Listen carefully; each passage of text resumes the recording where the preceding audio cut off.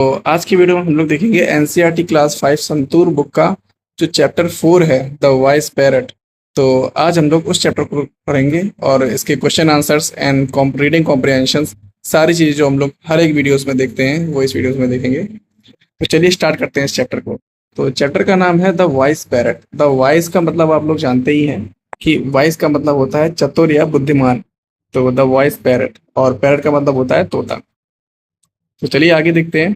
तो जो कहानी हमारी है वो इस तरीके से शुरू होती है कि इन अ क्वाइट विलेज, तो एक शांत गांव में, एक अच्छे गांव में, a rich merchant kept a bright and talkative parrot in the cage of a gold. तो एक गांव में एक रिच मर्चेंट, रिच का मतलब क्या होता है अमीर, मर्चेंट का मतलब होता है व्यापारी, kept a bright and talkative parrot, उसने क्या किया, एक ब्राइट, ब्राइट का मतलब इसका कलर बहुत अच्छा था, ब्राइट का मतलब एक बहुत ही बुद्धिमान, या फिर यहाँ पे बोल सकते हैं हम लोग कलर से भी कॉम्बिनेशन ले सकते हैं। वैसे ब्राइट का मतलब हम लोग बोलते हैं कोई स्मार्ट और बुद्धिमान आदमी होता है उसको हम लोग ब्राइट बोल देते हैं। तो merchant kept a bright and talkative, talkative का मतलब होता है बहुत बातूना। आप लोग देखते हैं कि जो तोते होते हैं वो अक्सर बातों को रिपीट करते हैं और बहुत ज़्यादा बातें करते हैं और उन्हीं तोतों को काफ़ी ज़्यादा पसंद भी किया जाता है। तो bright and talkative parrot in the cage of gold, एक सोने के पिंजरे में रखता था वो। The parrot had a sharp mind. तो देखो मैंने यहाँ पे इसीलिए बोला हुआ है कि ब्राइट का मतलब यहाँ पे हम लोग बोल सकते हैं कि स्मार्ट और बहुत sharp minded. The parrot has a sharp mind and often entertained the merchant with stories and songs. तो तोता बहुत तेज दिमाग का था, शार्प माइंड का मतलब क्या हो जाएगा, तेज दिमाग का था। And often entertained the merchant, और हमेशा जो व्यापारी को एंटरटेन करता रहता था, यानी कि उसको मनोरंजन, उसका हमेशा मनोरंजन करता रहता था with stories and songs.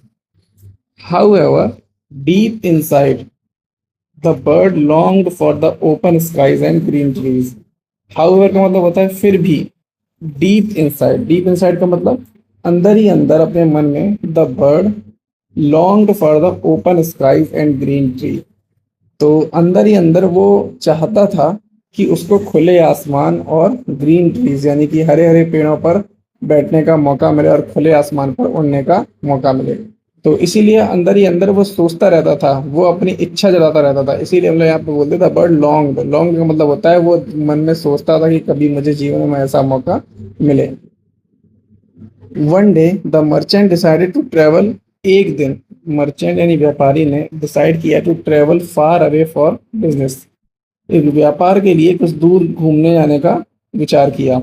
He thought, उसने सोचा, he would do something to please his pet, उसने सोचा कि वो अपने जो तोता है उसका, उसको खुश करने के लिए कुछ करेगा। He walked up to the cage and said, वो पिंजरे की तरफ गया और बोला, माई बी लेफ्ट पैरट, मेरे प्यारे तोते, I am about to travel to far off land, मैं बहुत दूर की यात्रा करने वाला हूँ। आई एम, आई का मतलब मैं हूँ, अबाउट टू ट्रेवल, मैं ट्रेवल करने वाला हूँ, to a far off land यानी दूर की यात्रा। वॉट कैन आई ब्रिंग, मैं क्या ला सकता हूँ, ब्रिंग का मतलब होता है लाना, फॉर यू फ्रॉम देयर, मैं वहां से तुम्हारे लिए क्या ला सकता हूँ। तो ये देखिए यहाँ पे ये पूछ रहा है। तो द पैरट रिप्लाइड, जो तोते ने उत्तर दिया, डियर मास्टर, प्यारे मालिक, मैंने मास्टर को मालिक भी बोल सकते हैं हिंदी में और यहाँ पे master, you look after my needs so well, आप मेरी सारी ज़रूरतों का, नीड्स का मतलब होता है ज़रूरतें, तो आप मेरी सारी ज़रूरतों की बहुत अच्छे से देखभाल करते हैं। That I have tested all the tender fruits and chillies, कि मैंने अभी तक सारे जितने भी अच्छे अच्छे फल होते हैं, टेंडर का मतलब सॉफ्ट और मीठे फल, एंड चिलीज, चिलीज का मतलब होता है मिर्च, क्योंकि आप लोग जानते हैं कि तोता होता है वो हरी मिर्च बहुत खाता है। But I want to taste the joy of flying in the sky, लेकिन मैं आसमान में उड़ने का टेस्ट लेना चाहता हूँ, आसमान में उड़ के जो आनंद मिलता है उस आनंद का टेस्ट लेना चाहता हूँ। If you really want me to be happy, अगर आप मुझे सच में खुश देखना चाहते हैं, please let me fly off into the sky, तो इसमें क्या बोला है कि अगर आप मुझे सच में देखना चाहते हैं तो मुझे please let me fly of, fly of का मतलब क्या हो जाएगा, मुझे आसमान में उड़ जाने दीजिए। तो ये तोते ने अपनी विश रखी। अब देखते हैं आगे क्या होता है स्टोरी में। तो स्टोरी में आगे बोल रहा है the merchant said you are very dear to me, तुम मेरे बहुत प्यारे हो। I can not bear to let you go away, मैं तुम्हें तुमसे दूरी सहन नहीं कर पाऊंगा। मतलब ये है कि आई कैन नॉट बियर, मैं नहीं सह सकता हूँ, to let you go away, कि तुम मुझसे दूर जाओ। आस्क फॉर एनीथिंग एल्स, मतलब आस्क का मतलब क्या होगा, पूछना, फॉर मतलब के लिए, एनीथिंग एल्स, एनीथिंग का मतलब किसी और चीज के लिए पूछो। द बर्ड साइड, तोते ने एक लंबी सांस ली। Since you can not let me fly, तो क्योंकि आप मुझे उड़ते हुए नहीं देखना चाहते हैं। When you see my friends in the jungle, tell them that I send them greetings from my cage. तो क्योंकि आप मुझे उड़ने उड़ने नहीं देना चाहते हैं, तो जब भी आप जाइएगा, तो when you see my friends, तो तोते ने कहा अपने मालिक से, जब आप मेरे दोस्तों को देखना in the jungle, tell them that I send them greetings from my cage, तो उनसे ये बोलना कि मैंने उनको अपनी पिंजरे से, उनको मैंने ग्रीटिंग्स दी हैं। ग्रीटिंग्स का मतलब अभिवादन किया है।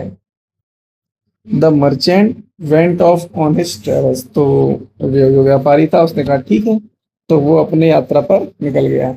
One day in a forest, एक दिन जंगल में, he saw flight of parrots with the same colour as his pet, उसने देखा कि कुछ तोते उड़ रहे हैं। और किस कलर के तोते थे, जैसा उसके पास तोता था, उसका जो पालतू तोता था, बिल्कुल उसी कलर के कई सारे तोते उड़ रहे थे। फ्लाइट का मतलब होता है ग्रुप, होता है 3 4 5 लोगों के जो तोते होंगे, उन सबकी फ्लाइट का इसमें ग्रुप देखा। He walked up to the tree and said, वो पेड़ की तरफ गया और बोला, ओ ब्यूटीफुल पैरट्स, मेरे प्यारे beautiful parrots, I have one of your relatives as a pet. तो उसने तोतों से बोला कि मेरे पास तुम लोगों का एक रिलेटिव है, एज अ पेट, मेरा पालतू तोता। And I keep it in a cage of gold, और मैं उसको सोने के पिंजरे में रखता हूँ। It has send greetings for you all, उसने तुम सबके लिए अभिवादन भेजा है। तो ये सब तो उन्होंने सुना।